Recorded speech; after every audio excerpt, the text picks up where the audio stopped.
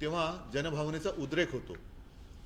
मला वाटतं तो क्षण जवळ येत चाललेला आहे. या बंदमध्ये कोणताही राजकीय अभिनिवेश नाही आहे.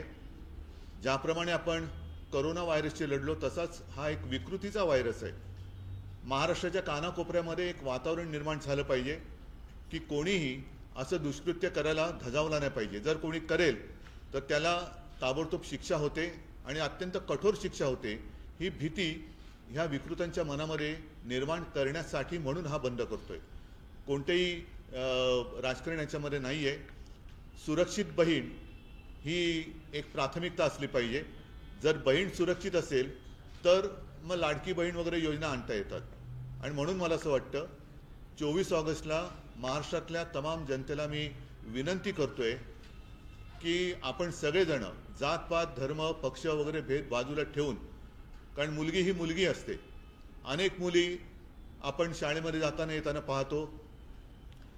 आपल्या राज्यामध्ये मुलींना शिक्षणाची मोफत सोय सुद्धा केलेली आहे, तशा सुविधा दिलेल्या आहेत. ही एक चांगला हा एक जरी प्रकार असला तरी जर मुलगी शाळेमध्ये सुरक्षित नसेल तर मग त्या शिक्षणाचा उपयोग काय. आणि काही वर्षांपूर्वी ती एक कविता आज सुद्धा ती फिरते, उठो द्रौपदी शस्त्र उठालो. तिची मोठी कविता आहे ती. मी अख्खी कविता किती वाचत नाही, पण उठो द्रौपदी शस्त्र उठालो अब गोविंद ना आएंगे, म्हणजे आता कोणी तुझं रक्षणासाठी येणार नाही असं त्या कवी ते पुष्यमित्र उपाध्याय म्हणून त्यांनी ते सुचवलेल्या पूर्ण कविता ही आजच्या परिस्थितीवरती एक चपखल बसणारी आहे. पण हे उठो द्रौपदी शस्त्र उठालो आपण कोणाला सांगतोय? जी मुलगी बिचारी कडेवरची पोर आहे, तिलाच अजून उचलून आपल्याला घ्यावं लागते. ती मुलगी, तिला शस्त्र म्हणजे काय हे सुद्धा माहिती नाहीये. तिला कविता ती वाचणार कधी, ती शिकणार कधी? ती शिकण्यासाठी म्हणून आपण तिला शाळेत पाठवतोय. मग कडेवरची मुलं ज्यांच्यावरती अत्याचार होत आहेत, एकतर घाबरून गप्प बसतात किंवा त्यांच्यावरती झालेला अत्याचार जेव्हा कळतो त्यावेळेला जर प्रशासन पोलीस हे ढिम्मपणे वागणार असतील तर मग जनतेने करायचं तरी काय? हे परवापासून जे काही घडतंय हा जनतेचा उद्रेक आहे, जनतेचा उद्वेग आहे. आणि त्या उद्वेगाला वाचा फोडण्यासाठी हा 24 ऑगस्टचा बंद आपण करतो. हा बंद परत एकदा सांगतो कोणत्याही राजकीय पक्षाचा नसून हा माझ्या बहिणीचा, माता भगिनीच्या रक्षणासाठी आपण किती जागरूक आहोत हे दाखवण्यासाठी हा बंद आहे. केवळ राजकीय कार्यकर्त्यांनी याच्यामध्ये यावं असं नाही आहे, तर स्वतःहून, म्हणून मी करोनाचा उल्लेख केला की स्वतःहून हा बंद पाळला पाहिजे. तर आपण सगळे एक होऊन या विकृतांना सुद्धा एक मनामध्ये दहशत आपण बसू शकतो. आणि त्यासाठीच ह्या उद्वेगाला आणि उद्रेकाला वाचा फोडण्यासाठी हा पर्वाचा बंद आहे. बदलापुरात जो जनतेचा उद्रेक बदलापुरा राजकारण आहे कारण आणि विरोधकांनी सर्व कार्यकर्ते ह्या बंदमध्ये असं कोण म्हणते? मुख्यमंत्री म्हणतात. मला वाटतं त्यांच्या मुळामध्ये त्यांनी सांगितलं त्याच्यामध्येच त्याचं उत्तर आहे.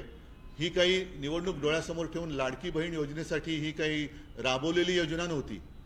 मुळात त्यांचंच घर येते ठाणे जिल्हा आणि त्याच्याच बाजूला हे बदलापूर आलं, त्याच जिल्ह्यामध्ये येते.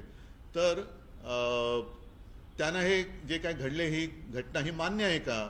हे दुष्कृत्य ते अमान्य करतायत का? किंवा असं झालं तरी चालेल पण लाडकी बहीण, काल मुख्यमंत्री कुठे होते? म्हणजे एका ठिकाणी ह्या घटनेचा निषेध सर्वत्र होत असताना राज्यभर निषेध झाला.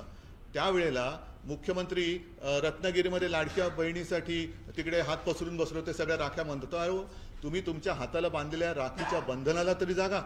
किती निर्लज्ज व्हायचं, किती निर्लज्ज व्हायचं. ही परत एकदा सांगतो, मुख्यमंत्र्यांना तसं वाटणं स्वाभाविक आहे कारण मुळामध्ये ते घटनाबाह्य मुख्यमंत्री आहेत.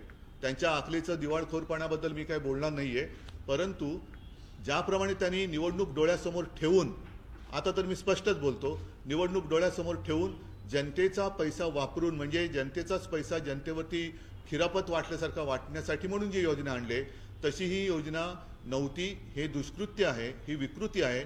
आणि त्याच्यात राजकारण आणणं हे जर का या घटनाबाह्य मुख्यमंत्र्यांना वाटत असेल तर ते सुद्धा विकृत आहेत, विकृत मानसिकतेचे आहेत.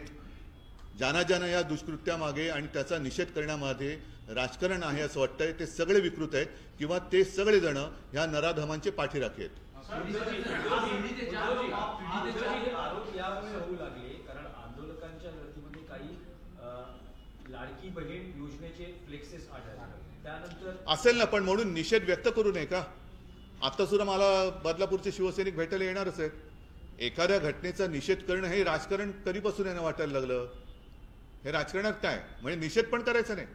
पोलिसांनी एकतर ज्या काय बातम्या अंगाला म्हणजे वाचायला सुद्धा अंगावरती काटा येतो, एवढ्या घृणास्पद